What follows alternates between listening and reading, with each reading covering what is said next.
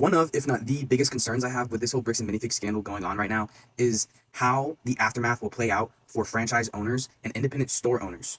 We all know bricks and minifigs corporate is corrupt. They are bad actors. They are incapable of doing good business, basically.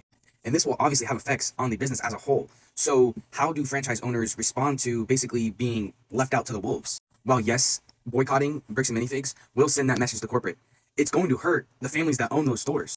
If you were not aware, all franchises pay 6% royalty fees to corporate through the overarching company of bricks and minifigs. So if their sales fall to zero, they're not getting that 6% and they're not making any money. However, that also means that remaining 94% isn't there to help the business owners survive. Think about it. They have to cover rent, they have to cover payroll, they have to cover all expense, whatever expenses they have on top of trying to, feed their families. That's an awful situation to be in, all because of one franchise owner and the corporate offices being bad actors.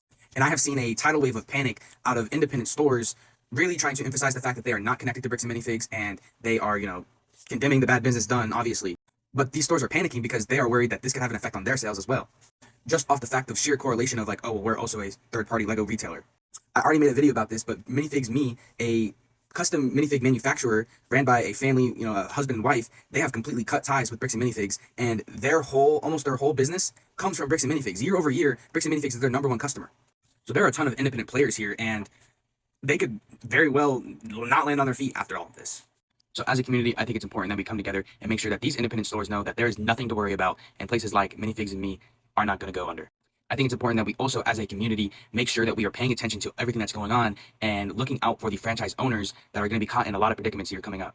Now, whether it be making sure BAM offers a easy way to get out of their franchise agreement and exit easily, or whether that be some new protocols that really ensure the franchise's safety and make everything crystal clear so that nothing ever happens like this ever again.